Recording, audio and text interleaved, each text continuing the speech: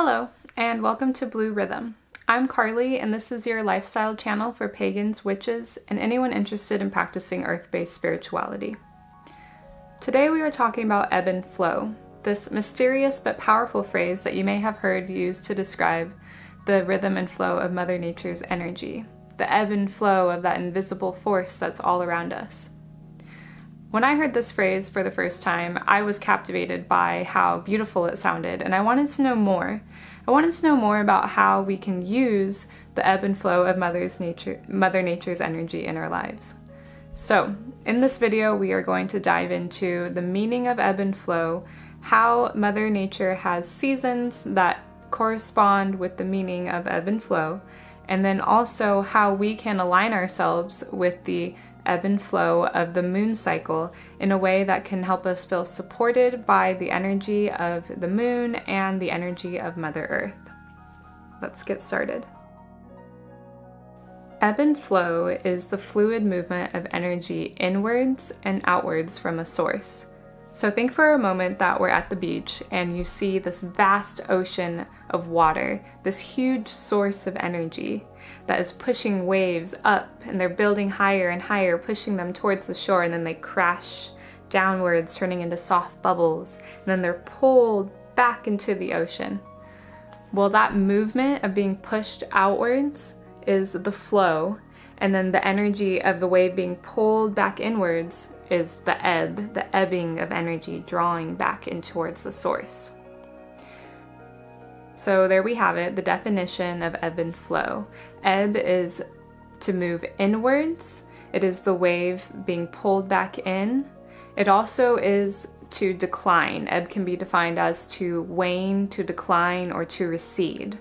So we can imagine that the wave was once tall and then it declined and it crashed downwards.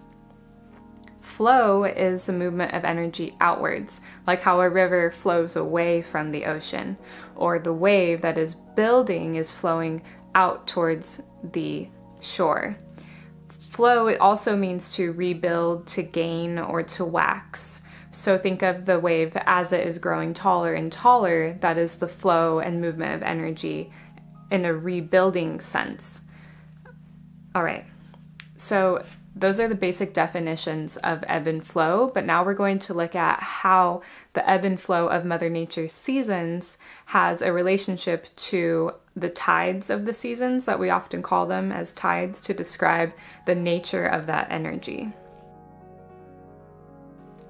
So autumn and winter are seen as the resting and cleansing tides, where energy becomes low as the earth tilts away from the sun and into shadow. These are the cold and chilly months where things are dying off.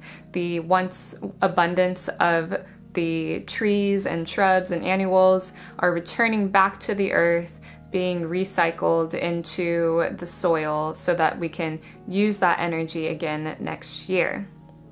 So this is considered the ebbing tide. So autumn and winter are ebbing seasons where the energy of the earth is being pulled and drawn back into the earth. There isn't the same amount of growth and abundance that you see in spring and summer, because those are the months of flowing energy, where energy is moving rapidly. The earth is warming up, at least in whatever hemisphere you're in. The earth is starting to warm up and the animals are finding the nutrition that they need from the regrowth of the plants. Animal populations are beginning to rebuild themselves. So the spring and summer are seen as these flowing tides of energy. Traditionally, in the winter, humans would have been harvesting the rest of their crops, storing them for the long winter, and going indoors. And now, where we're not living in that kind of lifestyle anymore, we can still connect with the idea of an ebbing and inward energy by taking these cold and chilly months as a time to reflect on all the abundance that we had in the earlier parts of our year. So if you look at it that way, you can also tap into the spring and summer months as times to plan ahead, to grow, to gain that momentum for your goals, and also to just enjoy basking in the heat of summer where there's all this energy and vitality, and it's really a time to just go out and explore and to be adventurous. So when the ebbing tide comes back, during fall and winter, it's a time for rest, reflection, and to look at what happened in your year and hopefully gain some positive perspectives. And then when winter comes around, you'll be ready to cleanse, let go of the past, and kind of relax in that low energy of an ebbing tide. When I say tide, I'm referring to the kind of like what is the feeling of the energy during those seasons. So I really hope that that short explanation helps you relate to the meaning of ebb and flow as it relates to the seasons of nature. Now we're going to be talking about how we can align ourselves with the ebb and flow of the moon's lunar cycle. There is a lot that goes into how to do this, the meaning behind the different phases of the moon, but right now we're just going to focus on what it means for the moon to ebb and flow. So if we think about the different phases of the moon, there is the waxing phase where the moon is becoming more illuminated, and then there's the waning phase where the moon is turning into shadow. We can look at that and say that the waxing phase is going to be flowing with energy. The energy is building and it is gaining momentum. And then we can look at the waning phase as being an ebbing phase where the energy is becoming low, decreasing, and it's a time for us to turn inwards and become more reflective. So doing this kind of practice where you align yourself with the different ebbs and flows of the moon can help you to feel more supported by Mother Nature, help you have more control over your emotions, and just a better understanding of what's going on in your life. All right.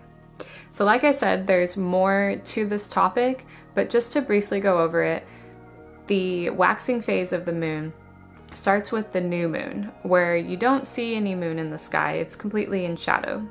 This is kind of like the beginning of the waxing phase and the end of the waning phase. So it's a time to think about what is it that you want for this new month.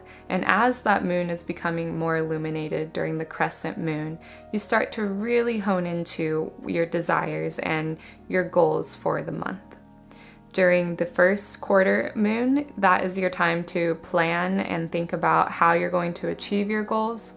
Then as the first quarter moon is turning into the waxing gibbous all the way into a full moon, you'll be working on your goals, seeing how the hard work is playing out for you, and trying to manifest the things that you are working on. And then during the full moon, it's a time to feel abundant and to feel happy for all the work that you've done, and to kind of see, this is the work that I've put in, what am I getting out of it? So it's a good time, but it's also a time to kind of ask yourself, what is not working for you? And that's during the full moon. So that would be the flow of energy of the moon that you can use to help give you momentum towards your goals and the things that you desire. Then after the full moon, as we are moving into the waning phase, that is a time for more reflection and feeling supported in a way where you know that your energy is going to be decreasing because of all the hard work that you've put in, and also because of that low energy coming from the moon. It's no longer illuminated, it's a time of introspection.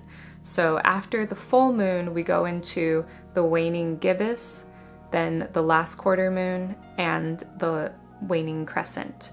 So that is all a time for you to see what worked, what didn't, and then at the very end, towards the waning crescent moving into the new moon, it's a time to let go of the things that you have worked on. So don't be starting the next cycle of the moon in a way where you're holding on to the past, but instead letting it go, and then you can start all over again. So that would be the ebbing phase of the moon, where their energy is turning inwards and you're starting to feel more just tired, maybe you need more rest, a little more self-care, and that can help you to just feel more aligned with the moon cycles, with yourself, and your goals for the month. Okay, I think that we kind of ended on a good note where we were able to get some practical advice on how to use this idea of ebb and flow in our lives, especially with aligning with the moon cycles. And now we have a little bit of a better understanding of the ebb and flow of nature's seasons. And we started with the definition of ebb and flow, which is literally just to go inwards and to go outwards from a source. So you can also think about your energy as moving inwards, as you're pulling energy in from the universe, and then flowing outwards when you are casting your spells or healing someone else, or just kind of connecting with Mother Earth in a way where your energy is moving like a conduit, coming in and out. And that is the ebb and flow of your own energy. I really hope that this video was helpful for you. I really enjoyed looking into this topic. If there are any other topics that you're interested in, please put them in the comments. I would be happy to research them and to make a video about them. This topic is also in my website. It's there as an article, What is Ebb and Flow? And if you like this video, please like it, subscribe to see more content, and I really had a lot of fun. So thank you very much, and blessed be.